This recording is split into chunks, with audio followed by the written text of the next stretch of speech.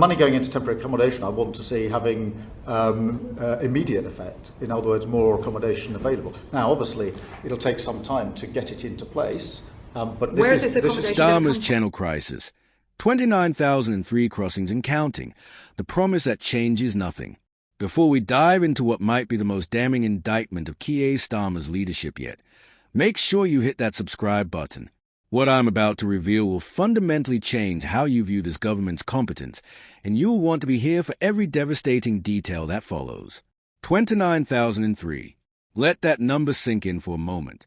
That's how many people have crossed the English Channel in small boats in 2025 alone, and we're only 8 months into the year. 29,003 human beings have risked their lives in overcrowded dinghies to reach British shores. And Sir Keir Starmer's response? A vague promise on Saturday, August 30th, to implement severe measures against channel crossings. Severe measures.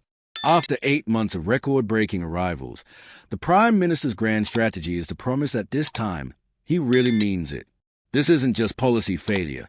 This is a complete abdication of governmental responsibility wrapped up in empty rhetoric designed to fool a public that's rapidly running out of patience. And here's a truly staggering part. These aren't just any record numbers we're dealing with. This represents an unprecedented crisis that makes previous years' crossing numbers look modest by comparison. Yet Starmer's government appears to have been caught completely off guard by a problem that was entirely predictable. But let's examine what these promises of severe measures actually mean, because if you're not subscribed to UK Connors yet, you absolutely should be. This analysis is about to expose the hollow nature of everything this government claims to stand for. When politicians start using language like severe measures without providing specific details, it's usually because they don't actually have any measures to implement. It's a political equivalent of a parent threatening to count to 3 without having any intention of actually reaching 3.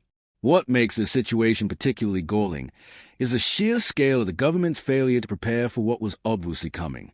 The 29,000 crossings didn't happen overnight. They've been building steadily throughout the year, with clear patterns that any competent government should have anticipated and planned for. Yet here we are in late August, with the Prime Minister apparently just discovering that record numbers of people are crossing the Channel and promising to do something about it 8 months after the crisis began.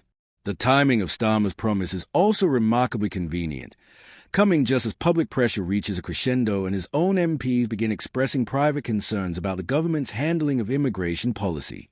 This isn't leadership. This is reactive politics designed to buy time and deflect criticism rather than actually address the underlying problems. It's the kind of gesture politics that undermines public confidence in the entire governmental system. Here's what's really happening behind the scenes. And if you're not already part of our community, subscribe now, because this insider analysis is exactly why UK Connors has become essential viewing for anyone serious about British politics. The government's immigration policy is being driven not by strategic thinking or humanitarian concerns, but by administrative panic and short-term political calculations. Civil servants are scrambling to manage an unprecedented influx, while ministers focus on media management rather than policy solutions. The asylum accommodation crisis is directly linked to the Channel crossing numbers, yet the government continues to treat these as separate issues requiring separate responses. Every person who crosses the Channel successfully requires accommodation, processing, and eventual integration or removal. When you're dealing with nearly 30,000 arrivals in 8 months, the strain on every part of the system becomes unbearable. Yet Starmer's promises focus only on stopping future crossings without addressing the massive backlog of people already here.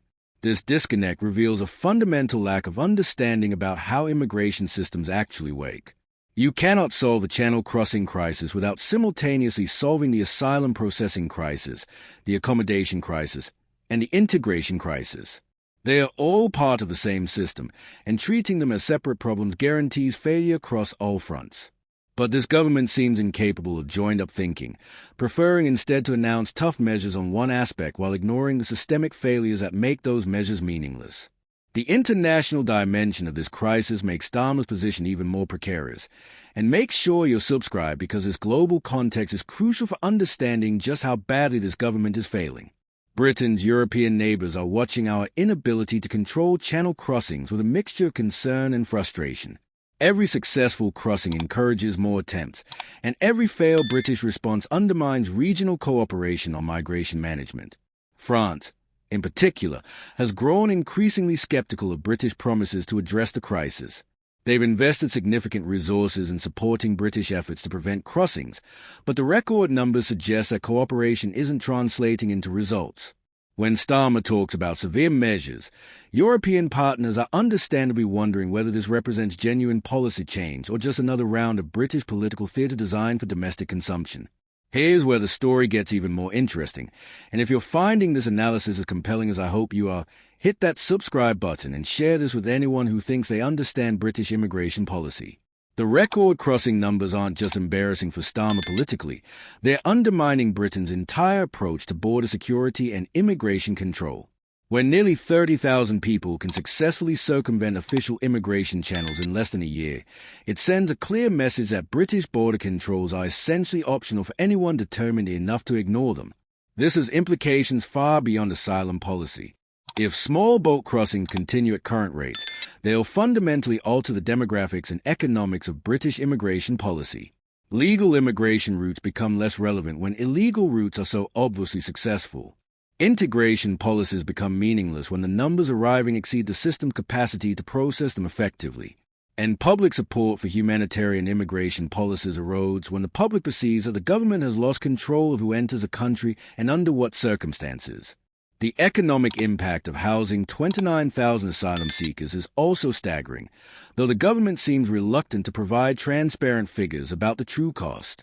Hotel accommodation alone runs into hundreds of millions of pounds annually, and that's before accounting for processing costs, legal fees, healthcare, education, and eventual integration or removal expenses. These aren't one-time costs. They're ongoing obligations that compound with every successful channel crossing. Yet despite this massive expenditure, the outcome for asylum seekers themselves remain poor. Extended hotel accommodation provides neither the stability needed for successful integration, nor the processing efficiency needed for timely decisions. It's an expensive system that fails everyone it's supposed to serve while creating exactly the kind of community tensions that undermine public support for humanitarian policies. This isn't compassionate governance. It's expensive virtue signaling that achieves the worst possible outcome for everyone involved. Starmer's promise of severe measures also raises serious questions about what tools the government actually has available to address channel crossings.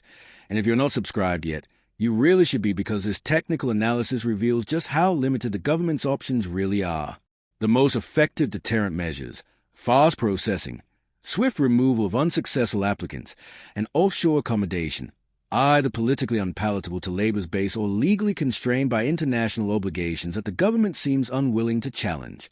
The measures that remain available, increased patrols, enhanced cooperation with France, better intelligence sharing, are exactly the approaches that have already failed to prevent record crossings. Announcing severe measures without specifying what those measures entail suggests that the government either doesn't know what it's going to do or knows that its actual plans won't withstand public scrutiny. Neither option inspires confidence in their ability to deliver meaningful change. Here's what makes this situation particularly dangerous for Starmer's long-term political survival. And make sure you're subscribed, because this political analysis is going to become increasingly relevant as public pressure continues to mount. Immigration policy is one of those issues where failure compounds over time. Every unsuccessful attempt to control channel crossings undermines public confidence in the government's competence. Every broken promise erodes trust in political leadership. And every record-breaking month of arrivals reinforces a perception that Britain has lost control of its own borders. The 29,000 crossings represent more than just a policy failure. They represent a fundamental breakdown in the relationship between government promises and government delivery. Voters were promised competent management of immigration policy, and instead they are witnessing chaos that makes the previous Conservative government's approach look organized by comparison. This isn't the kind of failure that governments recover from easily, particularly when the numbers keep getting worse rather than better. Public opinion polling on immigration consistently shows that border control is a top priority for voters across all political parties, yet this government's response has been characterized by delay, denial, and deflection rather than decisive action. When Starmer finally acknowledges the scale of the crisis and promises severe measures, it only highlights how long he's been ignoring a problem that was obvious to everyone else. This isn't leadership. It's reactive damage control that comes too late to be effective. The international implications of Britain's border control failure extend far beyond immigration policy, affecting our relationships with allies, our reputation as a reliable partner, and our ability to influence global migration governance. When a major European democracy cannot control its own borders despite having natural geographic advantages and significant resources, it sends concerning signals about the effectiveness of democratic governance in addressing transnational challenges. So as we await the details of Starmer's promised severe measures, one thing is abundantly clear. This government has already lost control of the narrative around channel crossings, and regaining public confidence will require more than vague promises and tough-sounding rhetoric. The 29,000 people who've already crossed this year represent a policy failure of historic proportions, and no amount of political spin can disguise that reality. The question now isn't whether Starmer can solve the channel crossing crisis. It's whether he can prevent it from defining his entire premiership as a monument to governmental incompetence. Based on current evidence, that's looking increasingly unlikely. Subscribe to UK Connors to stay ahead of this unfolding political disaster, because if you think 29,000 crossings is shocking, wait until you see what's coming next. This story is far from over, and you won't want to miss how it ends.